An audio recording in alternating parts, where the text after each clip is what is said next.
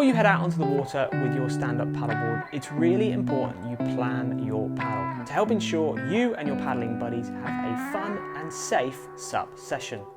Make sure you consider the following: the wind and the weather, your location, the tide or the river conditions, appropriate clothing, your personal flotation, communication and emergency, your equipment, and the correct leash. In this video, I'm going to be talking about personal flotation or PFDs. You might know them as buoyancy aids, life preservers, and life jackets depending on where you are in the world. PFDs help keep you afloat when you're in the water and ultimately can save your life.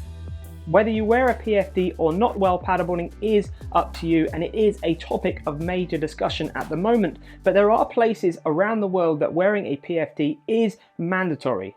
There are many different types of PFD on the market today, providing different levels of buoyancy. Some which you wear like a jacket, some which you put over your head, and some which you wear around your waist, which require activation.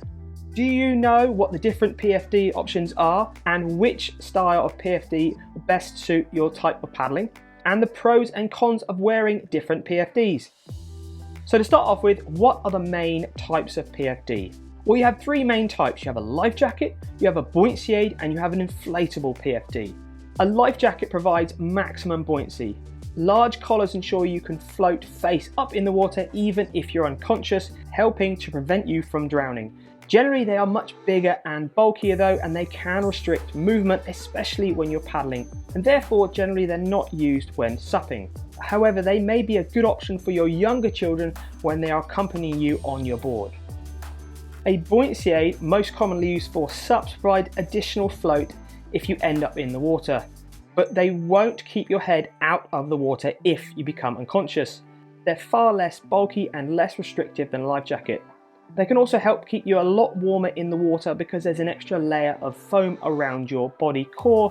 There's lots of options available: jacket or over the head style, including pockets, hydration pouches. Bear in mind, with more straps and buckles and more front pockets, it can make it harder to climb back on your board, especially if you have a thicker paddleboard. So choose a more slimline buoyancy aid if it is possible for your SUP. An inflatable PFD is becoming very popular on the market right now. It's worn around the waist. The PFD is stored in a pouch on the waist belt, which has to be activated manually. They're really compact. They're even hard to notice if you're wearing one around your waist, so they won't restrict your paddling movement at all. They're becoming increasingly popular in the SUP world, especially for more confident paddlers. Now remember, they won't provide any buoyancy until activated. They're just there in case of an emergency. Now bear in mind that due to the time it takes to activate and inflate, it's less suitable when paddling on moving water where incidents can escalate quickly and immediate buoyancy is required. Also bear in mind that some inflatable PFDs inflate to only very simple types of floats, which may not be sufficient in more challenging paddling conditions. So make sure you choose the right inflatable PFD when you are paddling. So just looking at a few case studies to help you identify which type of PFD will be most appropriate. Maybe you're not a particularly confident swimmer and you need a PFD to give you extra confidence, then a buoyancy aid is definitely what you're after. Are you just out for a general paddle, maybe you're going out with your friends, then you can opt for either a buoyancy aid or an inflatable PFD. If you're going to be paddling an area which requires a personal flotation device, like a lake or reservoir, they will generally accept a buoyancy aid or an inflatable PFD. Are you going to be paddling in moving water, including tidal estuaries, then definitely a buoyancy aid again is best. Are you an explorer who's fairly confident on the water, but you need to know that you've got that extra protection and safety just in case an emergency happens, then an inflatable PFD is best. If you're going to be going out SUP surfing, it isn't really recommended to wear any type of PFD because you need to be able to dive under the waves nice and easily and not get pulled back in towards the shore. Waist belt PFDs generally come in one size that are adjustable, but you can find buoyancy aids are in multiple different sizes, colours and styles. It is really important that your buoyancy aid is the correct size and buoyancy for your weight.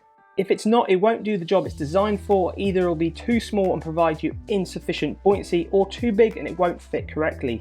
It's important to try it over your paddling clothes to ensure that it's the right size and it comfortably fits. If it's uncomfortable, you just won't want to wear it, and definitely you will not want to paddle in it. So try a few on, find out which one fits you well. Make sure it's a snug and comfortable fit, all the straps are adjustable and they're fastened appropriately, starting at the bottom strap. If it's too loose or just a bad fit, it'll rise up over you in the water, making it less effective and more challenging again to swim and climb back on your board. And if it's got extra pockets or extra fastenings in front of you, make sure they're not going to interfere with your paddling or the ability to climb back on your board. And remember, buoyancy aids, like all things, they do have a lifespan, so it's worth replacing your buoyancy aid or getting it float tested to ensure it's still up to the job. If you're choosing to use an inflatable PFD, make sure you know how to operate it quickly so you can, in an emergency, trial it beforehand, but bear in mind once you've inflated it, you'll need to have the canister replaced before you can use it again. Do an annual check, inflate it, leave it overnight, ensure that there's no punctures and the gas canisters are checked and replaced if necessary. I know PFDs can seem a lot of money and hopefully you may never actually need to use it, but ultimately they're there to help save your life. Just make sure before you splash out your hard-earned money, you think about what type of PFD will best suit you and your paddling, and then you'll definitely be more inclined to wear it. We hope you found this SUPsafe video useful and informative, and it's given you a good idea of what PFD is right for you and their pros and cons. Please share this information with other stand-up paddleboarders so everybody can stay SUP safe out on the water.